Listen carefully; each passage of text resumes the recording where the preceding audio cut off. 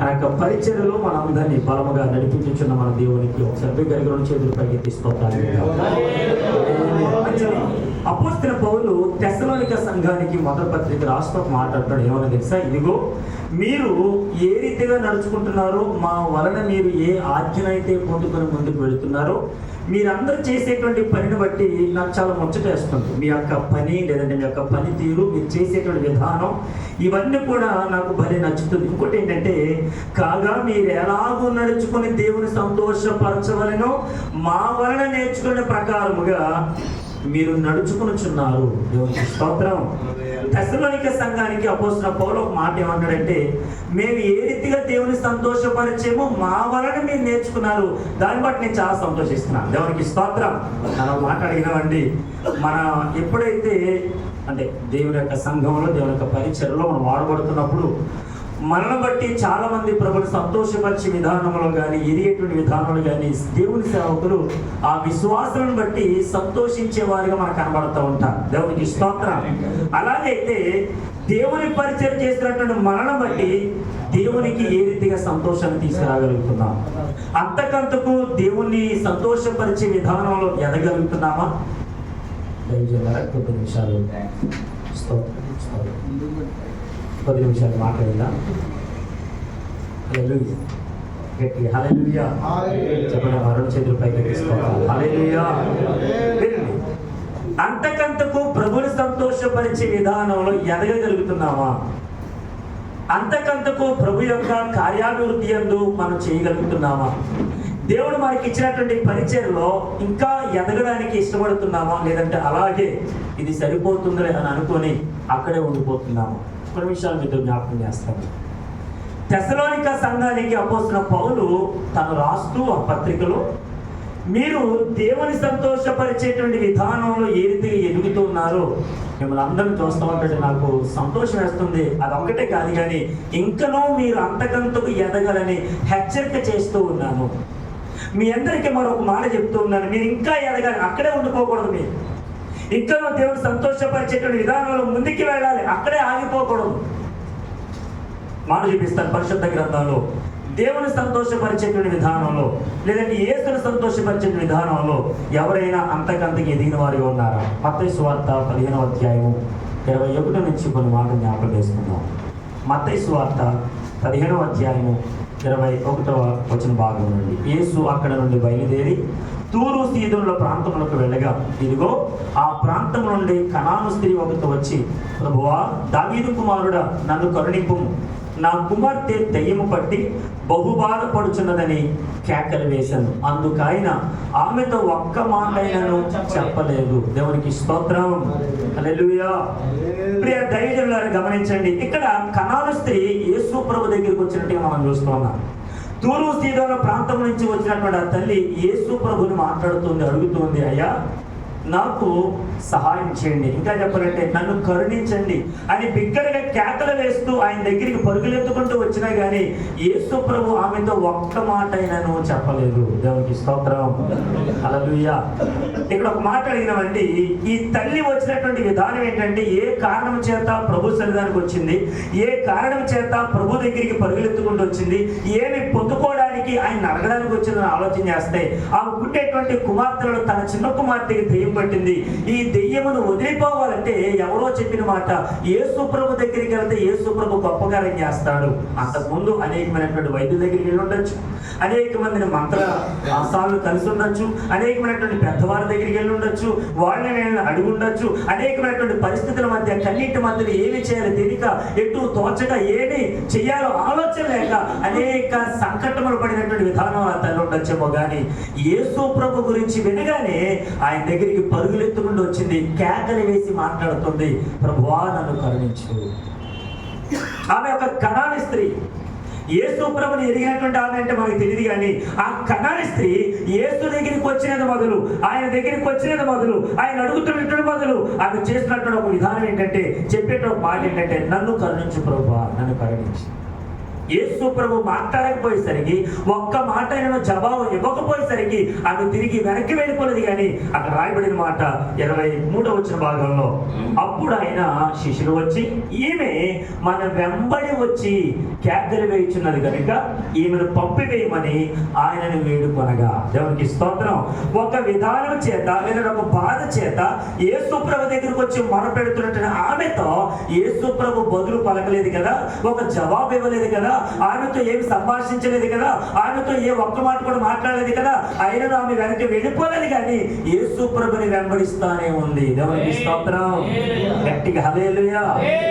అన్యురాలు ఆమె దేని కోసమైతే వచ్చిందో దాన్ని సంపాదించుకునేంత వరకు, దాన్ని పొందుకునేంత వరకు యేసు ప్రభుని వెంబడించినట్టుగా దేవుని సేవలో ఎదుగుతున్నటువంటి మనము ఆయన సంతోషపరిచే విధానంలో ఒక విశ్వాసం వస్తే ఎంత సంతోషపడతామో, ఒక విశ్వాసం లేదంటే అన్య జనుల నుంచి ఒక విశ్వాసంలోనికి నడిపించడానికి, రక్షణలోనికి నడిపించడానికి బాప్తీసం ఇచ్చిన తర్వాత ఇంకా క్రమక్రమంగా వారు ఎదుగుతున్నారు లేదంటే ఆలోచనలో ఇంకనూ ఆయన వెంబడి నడుస్తున్నామా, లేదంటే వారు వచ్చారని సంతోషపడిపోయి అక్కడే ఉండిపోతున్నాం.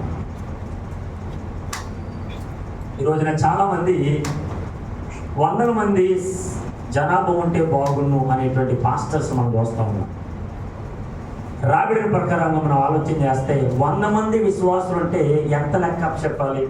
అలాగని 100 మంది ఉండకపోవడం, లేదంటే వస్తే బాగుండు లేకపోతే బాగుండు అనేటువంటి మాట కాదు. వస్తే మంచిదే, కానీ వారి గురించినటువంటి దేవునికి నువ్వు లెక్క అప్పచెప్పాల్సినటువంటి అవసరత ఎంతైనా ఉంది. కాబట్టి వారి గురించి నువ్వెంతగా ప్రణాళిక సంసిద్ధం చేసుకుని ప్రభు దగ్గర చెప్పగలుగుతున్నావు. ఈ అన్యురాలు కనాని స్త్రీ యేసు ప్రభు దగ్గరికి వచ్చిన మొదలు ఆయన ఒక్క మాట కూడా మాట్లాడదు కదా. అసలు ఈయన గురించి నేను ఎన్ని కార్యాలు విన్నాను, ఎన్ని మాటలు విన్నాను, ఆయన ఎన్ని గొప్పగాలు చేశాడు, అనేక మందిని స్వస్థపరిచాడు, నా ప్రార్థన వింటే బాగుండిగా, నేను చెప్పేటువంటి మాట కూడా విని నాకు సహాయం చేస్తే బాగుండు కదా అని అనుకుని వచ్చుంటదే మా తల్లి. కానీ యేసు ప్రభు ఒక్క మాట కూడా మాట్లాడకపోయేసరికి సంతాపపడి బాధ ఉంది, వెనక్కి తిరిగి వెళ్ళిపోలేదు. కానీ ఆయన ఎక్కడికి వెళ్తుంటే ఆయనతో పాటు వెంబడి నడుస్తూ ఉంది. దేవునికి స్తోత్రం. హల్లెలూయా. నేను అంటాను, అపోస్తలుడైన పౌలు అంటాడు, నేను ఎప్పుడు బలహీనుడను అప్పుడే బలవంతుడు అన్న మాట ప్రకారంగా ఈ తల్లి బలహీన వేళలో లేదంటే బలహీన పరిస్థితుల్లో వచ్చుంటదేమో కానీ బలమిచ్చేటుడు యేసు ప్రభుని వెంబడించడం ఆపలేదు. దేవునికి స్తోత్రం.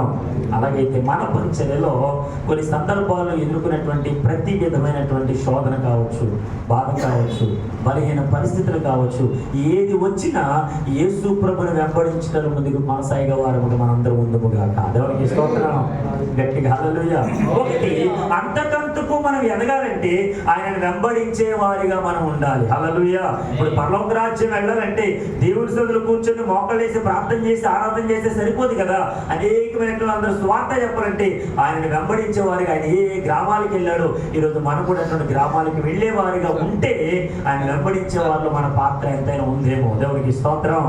అందుకని అపోస్తలుడైన పౌలు తన 3 మిషనరీ యాత్రలో ఆయన అనేకమైనటువంటి మైళ్ళు ప్రయాణం చేసుకుంటూ, మొదటి మిషనరీ యాత్ర 2000 అయితే, రెండవ మిషనరీ యాత్రలో 3000 అయితే, నా 3వ మిషనరీ యాత్రలో ఆయన 4000 కిలోమీటర్లు ప్రయాణం చేసినట్టుగా చరిత్ర చెప్తుంది. దేవునికి స్తోత్రం.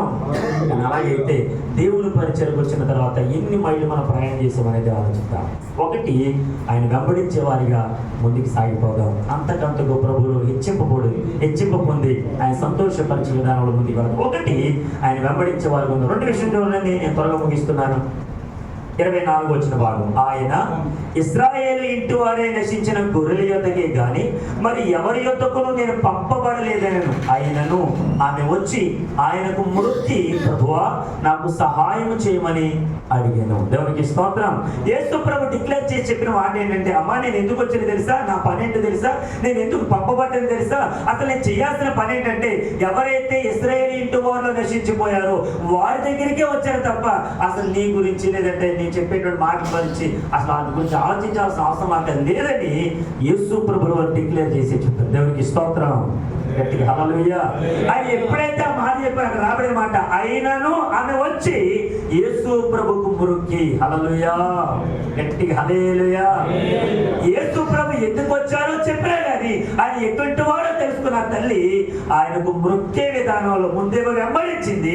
ఈ వెంబడించడంలో ఆమె నేర్చుకునే విధానం ఏంటంటే, యేసు ప్రభుకు మొక్కడు మరి ఎవరు నేర్పించారో నాకు తెలియదు, మొక్కింది. ఈ రోజున మొక్కేటువంటి విధానంలో, ప్రభుకి అర్పించేటువంటి విధానంలో ప్రభు చేతికి సమర్పించేటువంటి విధానంలో, మన యొక్క సేవ పరిచర్యలో ఆయనకు మొక్కేటువంటి అనుభవంలో మనం ఉన్నాము. ఆయనకు అర్పించుకునేటువంటి విధానంలో సమస్తమైనటువంటి కార్యాభివృద్ధి యందు ఆ ఆసక్తులుగా ఉండమని సెలవిచ్చిన మాట ప్రకారంగా ప్రభు యొక్క కార్యాభివృద్ధిలో మనం చేసేటువంటి పనిలో ఆయనకి సమర్పించుకునేటువంటి విధానంలో ఎంతవరకు మనం ఎదగలుగుతున్నాం. ఆమె ఒక కనాన్ స్త్రీగా ఉందేమో కానీ ఆయనకు మొక్కి ఒక మాట అంటుంది, ప్రభువా నాకు సహాయం చేయండి. ఓకే, నువ్వు చెప్పింది నిజమే ప్రభువా, నువ్వు ఎందుకోసం వచ్చావో, ఏ పని మీద అయితే వచ్చావో ఆ పని కోసం కరెక్ట్గానే చెప్పావు, కానీ నా కుమార్తె చావు బ్రతికల మధ్య ఉంది, నా కుమార్తె చావడానికి సిద్ధం ఉంది, నా కుమార్తెను బ్రతికించుకోవడానికి ఎందుకంటే నాకు ఒక వేరొక మార్గం కనబడలేదు, నువ్వే బ్రతికించాలని చెప్పి ఆయన పాదములకు లేదంటే ఆయన దగ్గర మొక్కి వంగి, దేవునికి స్తోత్రం, గట్టిగా హల్లెలూయా. ఇందాక ఒక సహోదరి మాట్లాడుతూ, అన్నయ్య ఏదేమైనా దేవుని పరిచర్యలో మీ సహోదరులు నాతో చెప్పిన మాట ఏంటంటే, ఉంటే తింటాం లేదంటే దేవుడు ఇస్తాడు కదా. పక్క వారి దగ్గరికి వెళ్ళి చేయి చాపెట్టే విధానం మా ప్రభు మాకు ఎప్పుడు నేర్పించలేదండి. దేవునికి స్తోత్రం, గట్టిగా హల్లెలూయా. ఏది వచ్చినా ప్రభు దగ్గర మోకాళ్ళేసి ప్రార్థన చేయడం తప్ప పక్క వారి దగ్గరికి వెళ్ళి మా పరిస్థితి ఇలా ఉంది మాకు సహాయం చేయడం చెప్పి ఎప్పుడు కూడా ఎవరి దగ్గరికి వెళ్ళి మేము అడగలేదని. మాకు పెళ్ళి 7 సంవత్సరాలు అయింది. 7 సంవత్సరాలు దేవుడు మా కుమారుని ఇచ్చాడు. ఈ 7 సంవత్సరాల్లో నా ప్రభువే మమ్మల్ని బ్రతికిస్తున్నాడు. హల్లెలూయా, గట్టిగా హల్లెలూయా. ఎందుకు ఈ మాట చెప్తానంటే, అంతకంతకు సంతోషించేటువంటి విధానంలో, మనం ఎదిగేటువంటి విధానంలో ప్రభు కొరకు ఏ రీతిగా మొదట్లో ఉండేటువంటి విశ్వాసము ఈ రోజు మనకుందా, మొదట్లో ఉండేటువంటి ఆసక్తి ఈ రోజు మనకుందా, మొదట్లో ప్రభుని వెంబడించేటువంటి విధానాలు ఇప్పుడు మనం ఎదగలుగుతున్నామా? సంవత్సరాలు మారుతున్నాయి, రోజులు మారుతున్నాయి, నెలలు మారుతున్నాయి, మనకు పరిస్థితులు మారుతున్నాయి, అన్నీ మారుతున్నాయి, కానీ దేవుని వెంబడించేటువంటి విధానంలో ఇంకా ఒక మెట్టు ఎక్కేమా లేదంటే దిగజారిపోయి. కానీ కనాను స్త్రీ ఆయన వెంబడించింది, 2 ఆయన మొక్కింది, 3 విషయం చూడండి, నేను చెప్పి ముగిస్తున్నాను. 26 వచ్చిన భాగం, అందుకు ఆయన పిల్లల రొట్టె తీసుకొని కుక్క పిల్లలకు వేయట యుక్తం కాదని చెప్పగా ఆమె, నిజమే ప్రభువా, కుక్క పిల్లలు కూడా తమ యజమానుల బల్ల మీద నుండి పడు ముక్కలు తిన్ను కదా అని చెప్పారు. అందుకు యేసు, అమ్మ నీ విశ్వాసము గొప్పది. దేవునికి స్తోత్రం, హల్లెలూయా. మనందరం మాట్లాడేటువంటి ఒక గొప్ప మాట ఏంటంటే, విశ్వాసం గురించి చాలా ఎక్కువ ప్రసంగాలు చేసి ఉండొచ్చు. విశ్వాసం గురించి ఆ హెబ్రీ పత్రిక 11వ అధ్యాయంలో విశ్వాసము లేకుండా దేవునికి ఇష్టం అసాధ్యము అనేటువంటి మాట 6వ వచనం మనం మాట్లాడుతూ ఉంటాం, చెప్తూ ఉంటాం. దేవునికి స్తోత్రం. కానీ ఈ తల్లికి ఆ విశ్వాసం ఎక్కడి నుంచి వచ్చింది? యేసుప్రభు మాట, నమ్మా ఇదిగో పిల్లలు తినేటువంటి రొట్టె మొక్క తీసుకుని కుక్క పిల్లలకి వేయటం అంత మంచిది కాదు, యుక్తం కాదేమో, దయచేసి నన్ను ఇలాగ అడగడం మానుకమ్మా అని చెప్పుండొచ్చు యేసు ప్రభు. అయిన నా తల్లి ఏం చెప్పిందంటే, ఒక కుక్కగా పోలిక చేసి చెప్పినా కానీ, లేదంటే ఒక కుక్కగా ఆ చూసినప్పటికైనా ఆ తల్లి చెప్పిన మాట, నిజమే ప్రభు, నేను కుక్కనే, నేను పనికిమాలిన దాన్నే కావచ్చు, నేను అంటరాని దాన్నే కావచ్చు, నేను ఎందుకు పనికిరాని దాన్నే కావచ్చు, అయినను నా కుమార్తె యొక్క ఆ బలహీనత నీ దగ్గర నడిపించింది. ఇప్పుడు నీ దగ్గరికి వచ్చి నేను నా కుమార్తె గురించినటువంటి విషయంలో నేను ఏమైపోయినా పర్లా. దేవునికి స్తోత్రం, గట్టిగా హల్లెలూయా. నాకు ఈ మాట గుర్తొస్తా ఉంది. అలాగైతే పరలోకము నుంచి ఈ లోకానికి దిగి వచ్చిన యేసు ప్రభు తన ప్రజల కోసం ఏమైపోవడానికైనా సిద్ధపడిపోయాడు యేసయ్య. దేవునికి స్తోత్రం. ఆ శిలువలో ఆ 3 బ్రేకుల మీద ఆయన వేలాడుతూ వాళ్ళందరూ కూడా శ్రమ పెట్టి నవ్వుకుంటుంటే, హేళన చేస్తూ ఉంటుంటే వారందరి గురించి యేసు ప్రభు పలికిన మొదటి మాట శిలువలో, తండ్రి మీరేమి చేయించినారు, వీరు ఎరుగరు కనుక వీరిని క్షమించు అనగా, నీ ప్రజల కోసం నువ్వు పంపించినటువంటి పనిని నేను అంతయు సంపూర్తి చేశాననేటువంటి ఆ సంతోషాన్ని నీకు తీసుకురావడానికి నేను ఏమైపోయినా పర్లేదని యేసు ప్రభు ఒప్పుకున్నట్టుగా ఈ తల్లి కూడా తన కుమార్తె గురించి ఒప్పుకుంది. అలా ఒప్పుకుంది. నేను కుక్కనైనా పర్లేదు, నన్ను చీదరించుకున్నా పర్లేదు, నన్ను గెంటేసినా పర్లేదు, నన్ను ఒకవేళ నువ్వు నా జీవితం పట్ల నువ్వేం చేసినా పర్లేదు, కానీ నువ్వు ఇచ్చేటువంటి ఆశీర్వాదం కోసం వచ్చాను, నా కుమార్తెను బాగు చేయవా? అప్పుడు యేసు ప్రభు మాట్లాడుతున్నాడు చూడండి ఆ చివరి మాటలో, అందుకు యేసు, అమ్మా నీ విశ్వాసము గొప్పది, నీవు కోరినట్టే నీకు అవును కాకని ఆమెతో చెప్పాను. ఆ ఘడియలోనే ఆమె కుమార్తె స్వస్థత నొందింది. దేవునికి స్తోత్రం. హల్లెలూయా.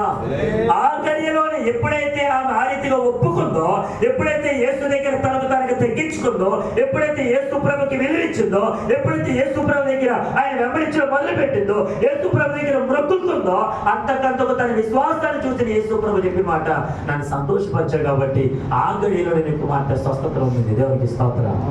గట్టి హల్లెలూయా అంటాను. యేసు ప్రభుని సంతోషపరచగలిగితే దేవుడు మనకి అన్ని చేస్తాడు. హల్లెలూయా. గట్టి హల్లెలూయా. మన పరిచర్ని లేదంటే డెవలప్మెంట్ చేసుకుంటున్న విధానంలోనే యేసు ప్రభుని సంతోషపరిచే విధానంలో మనం ఎదుగుతున్నామా లేదా? యేసు ప్రభుని సంతోషపరిచేటువంటి పరిచర్య నేను చేస్తున్నానా లేదా? యేసు ప్రభుకి నచ్చినట్టుగా నేను ఉన్నానా లేదా? యేసు ప్రభు అనుకున్నట్టుగా ఆయన పరిచర్యలో నేను పాలుభాగస్తుడిగా ఉండి నడుస్తున్నానా లేదా? నేను ఒక్కనే కాదు, నేను నా కుటుంబం, నేను నా సంఘం, నేను నా సమాజం, నేను నా సహవాసం, ప్రతి ఒక్కరు కూడా యేసు ప్రభుని సంతోషపరిచేటువంటి విధానంలో అంతకంతకు ఎదగాలని ఆనాడు తెస్సలోనిక సంఘానికి హెచ్చరిక చేసినటువంటి పౌలు ఈరోజు పరిశుద్ధాత్మ దేవుడు మనందరితో మాట్లాడుతున్నమాట. మనం కూడా హెచ్చరింపబడదాం, అంతకంతకు ప్రభుని సంతోషపరిచే విధానంలో ఎదుగుదాం, ఆయన పరలోక రాజ్యాన్ని స్వతంత్రించుకుందాం. అంటే దీవెన అట్ట ఆశీర్వాదాలు ప్రభు మన పరిచయలు అనుగ్రహించి నడిపించి వాడుతున్నాను గాక. అవకాశం ఇచ్చిన దైవజనులకు కృతజ్ఞతలు.